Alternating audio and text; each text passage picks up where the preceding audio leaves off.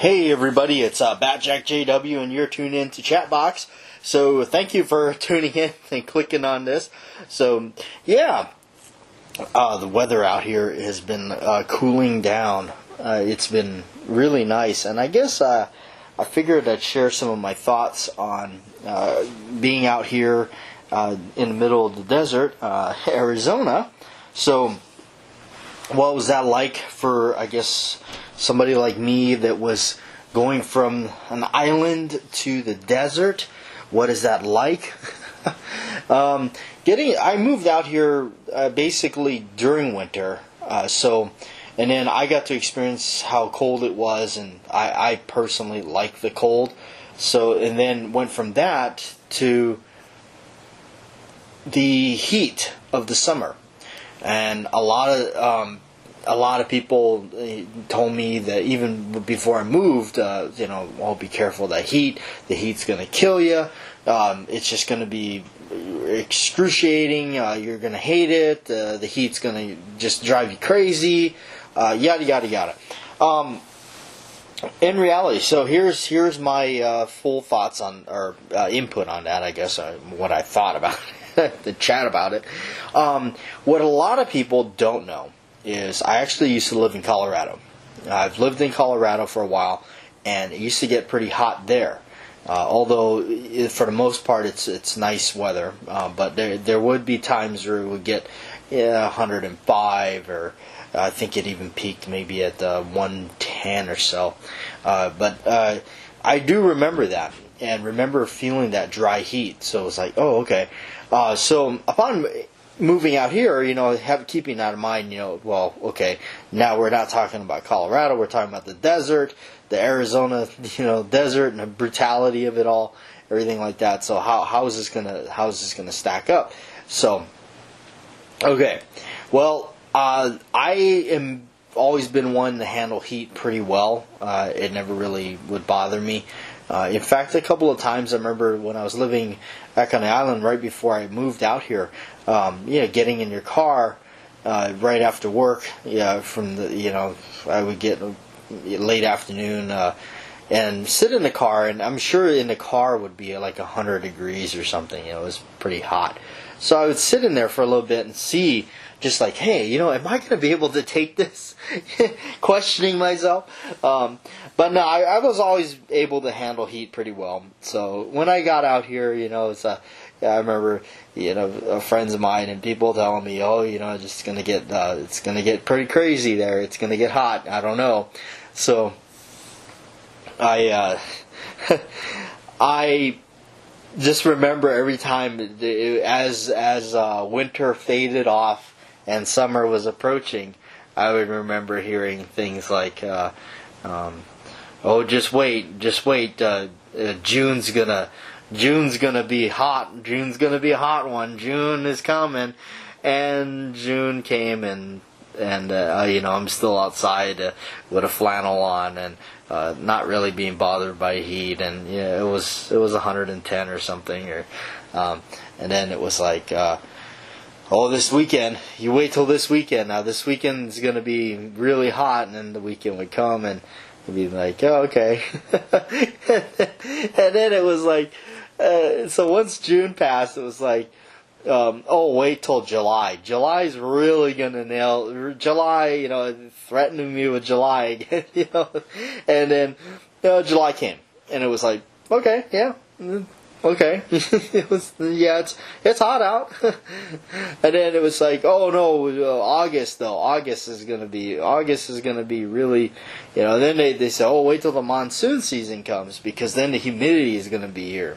Well, for just heads up, the humidity here, even with monsoon season, is nowhere near the humidity it is in Hawaii.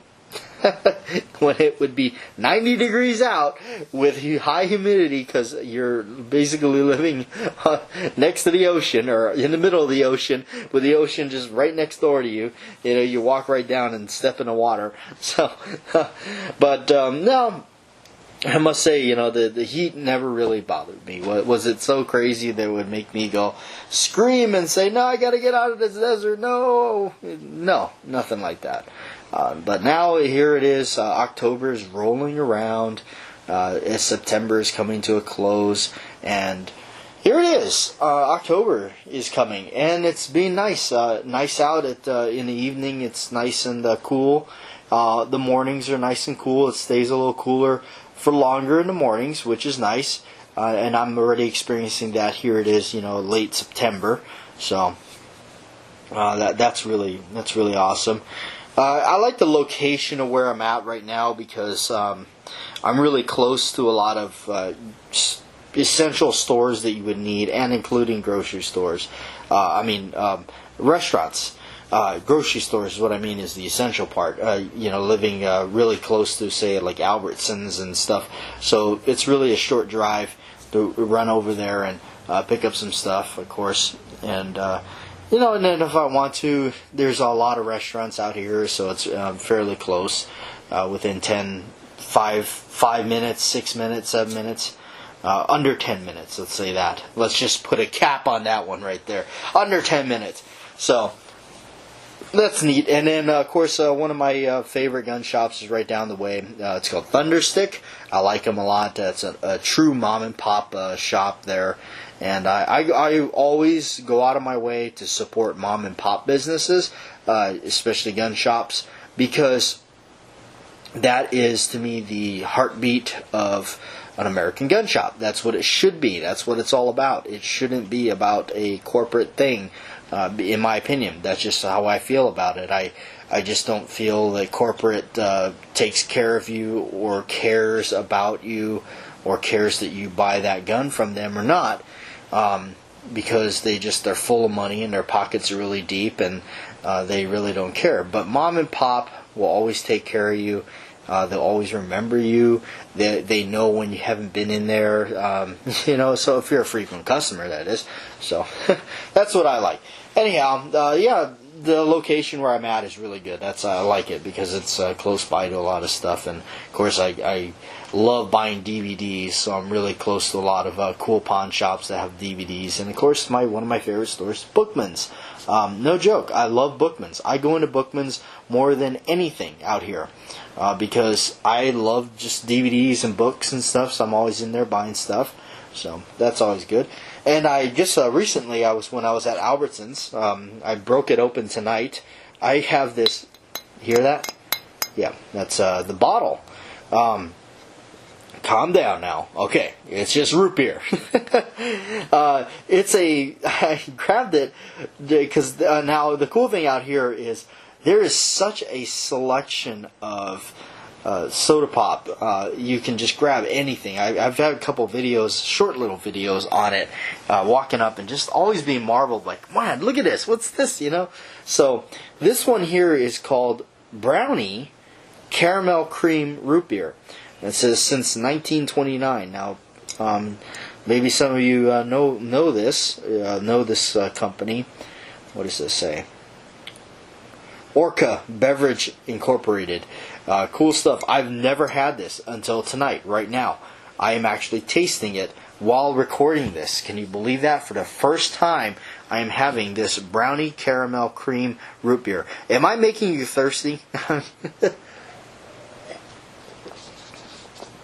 It's really, that caramel flavor is strong in it. Very creamy. This may become my favorite root beer. Of course, I don't think it could replace sarsaparilla. I love sarsaparilla. Love it too much. That was one of the welcoming gifts from Santee when I landed my boots out here in the desert. Santee came over along with a big hug. He gave me a bottle of sarsaparilla. So thank you, Santee. Very good stuff. I'm going to have to go back to Albertsons and buy another one. That's no joke. Going to have to do that. So, alright. The other cool thing about what just happened recently, I got to meet Bruce Campbell. How about that? Bruce Campbell. Maybe some of you know him, some of you don't. Bruce Campbell where I knew him from originally is the Evil Dead series. And now, since October is on the bound, we'll talk about some horror movies. And in this case, we're talking about Evil Dead. Evil Dead was... there's 3 of them, and now a TV show. But of course, the original ones that I saw when I was growing up, Evil Dead 2, and the final one that completes to make it a trilogy, The Army of Darkness with Bruce Campbell. Those have always stuck with me. I remember renting Evil Dead on VHS from the video show place was where I rented it from. Really cool place. I remember the horror movies were in this like a fake looking cave. You walk in there and they had a black light going and everything. It was really scary, and you just go in there. I remember seeing the cardboard boxes with the awesome artwork on it, and then right behind it was this videotape in that plastic container, and you go and rent it, and it's cool, and it said "Be kind, please rewind." Remember those days?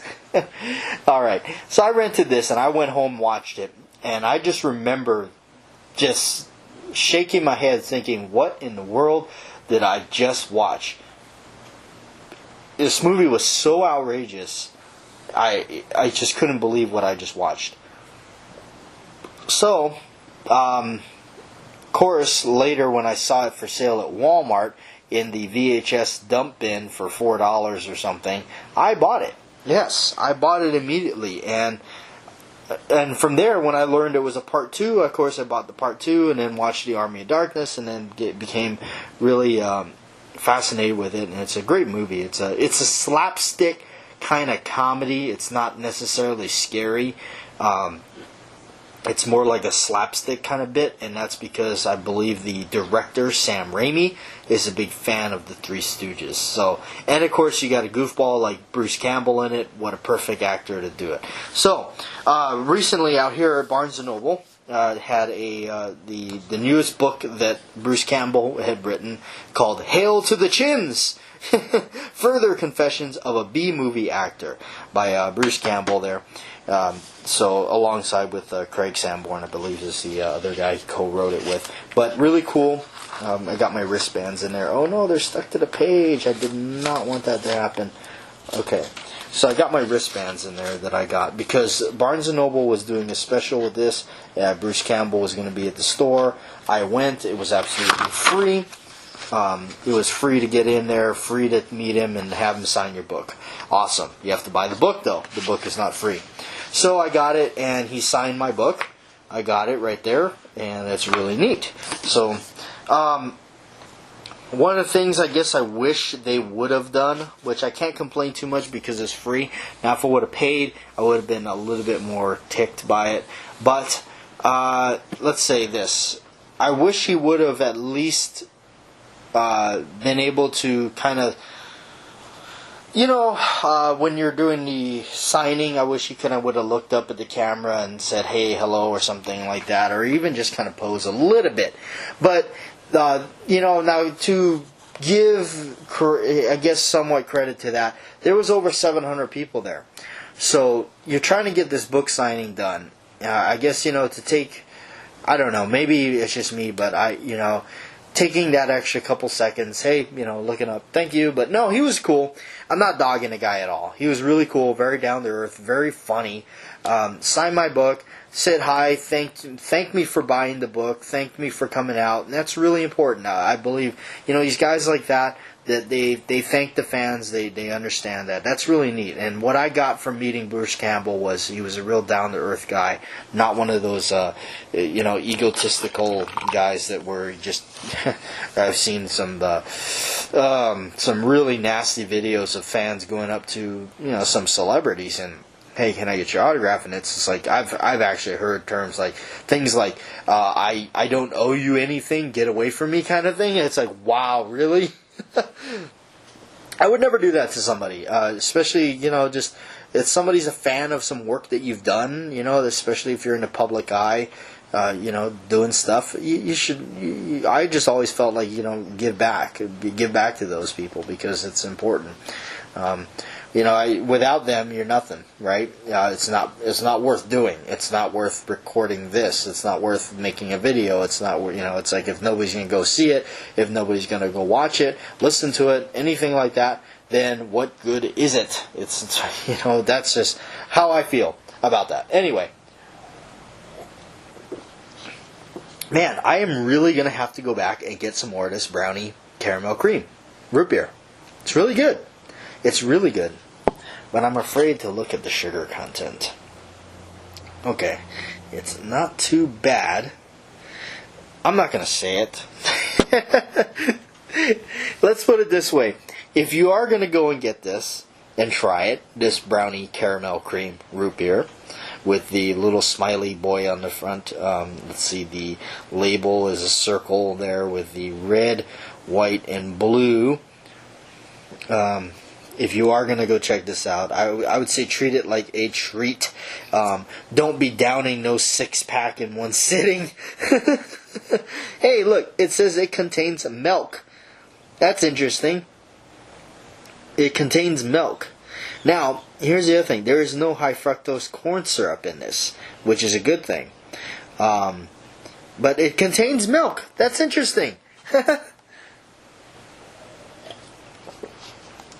That's probably what makes it so creamy and good. And addicting. Addicted to cream soda.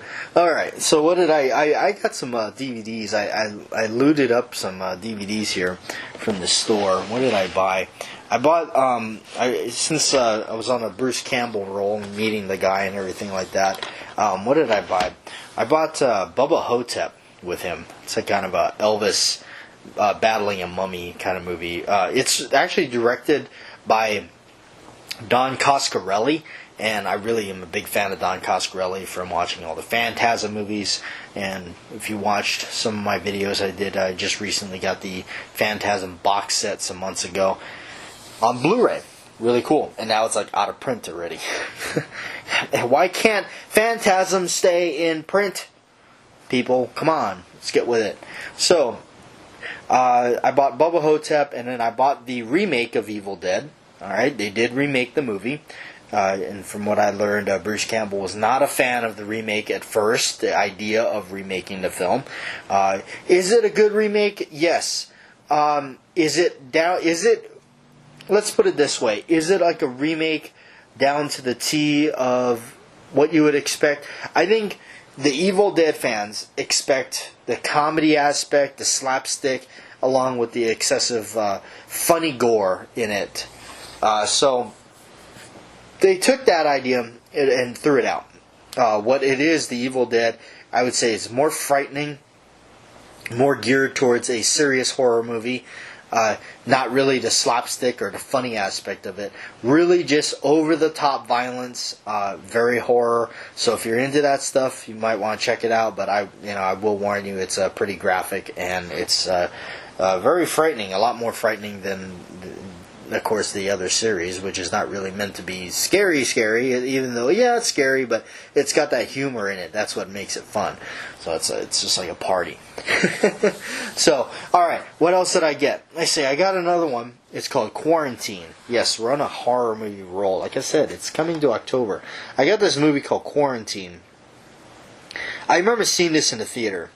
And it's basically about these people, these like reporters, they go up to this building, they want to find out what's going on there. Of course, what they find out, there's a bunch of, like, I hate to use the generic term for this, but it's what it is. I just, so that everybody understands it. It's kind of like a zombie movie. These people are turning into like these completely rotted zombie-like things, and then they start attacking. Now, if you are interested in the movie, I will warn you, Quarantine is kind of like that style of Blair Witch Project.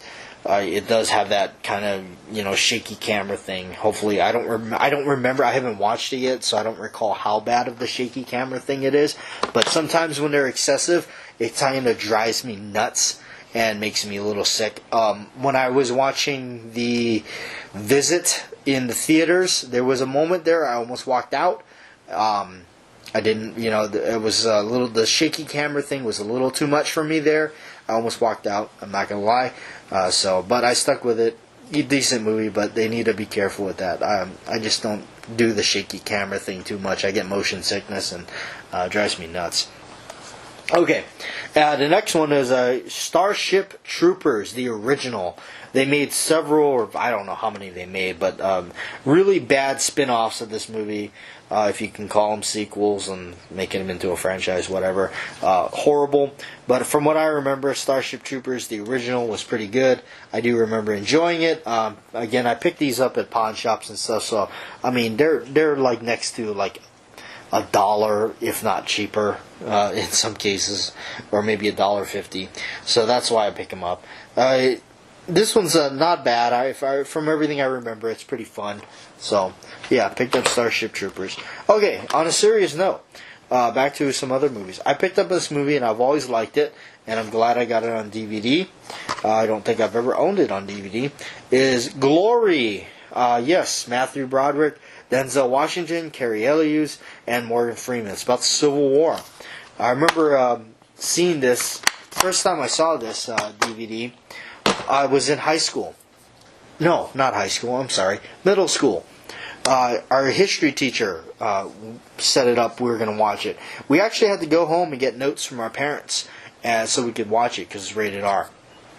I think there's some violent sequences in it, maybe like a amputation, a cannonball going through somebody's head. Sorry, but I think that's what, if I remember right, there were some graphic sequences. But yeah, we had to actually have written permission from our parents in order to watch it. So, but that was cool, I don't think you could do that anymore, unfortunately. I don't think...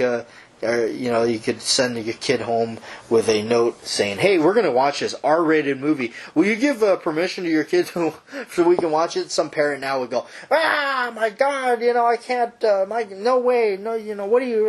And probably sue the school, fire the teacher.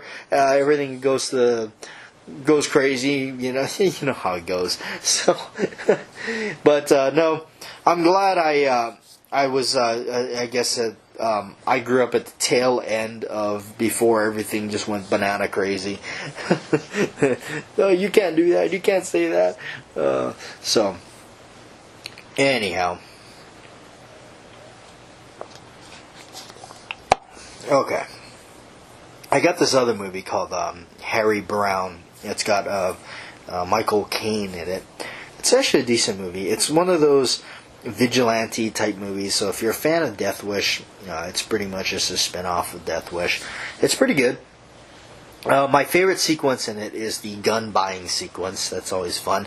I've always liked those sequences in movies. One of my favorite ones is from Taxi Driver, and also the Death Sentence movie with Kevin Bacon, where his character goes and buys some guns from John Goodman, and does a really good job. I just always liked the way they pan those out. So Harry Brown has a pretty decent gun buying sequence. He goes to these meth heads or drug addicts and goes and buys some guns, or attempts to buy some guns, winds up walking out with the guns. I don't want to ruin the movie for you, but it's pretty he tells him, you want to go a bit old school, and he says snub nose 38. He pulls it out. He says, well, it's a it's a bugger, though. It only holds 5 shots. Can you see that? That's because it's a Model 36. I thought that was kind of interesting. That was kind of fun.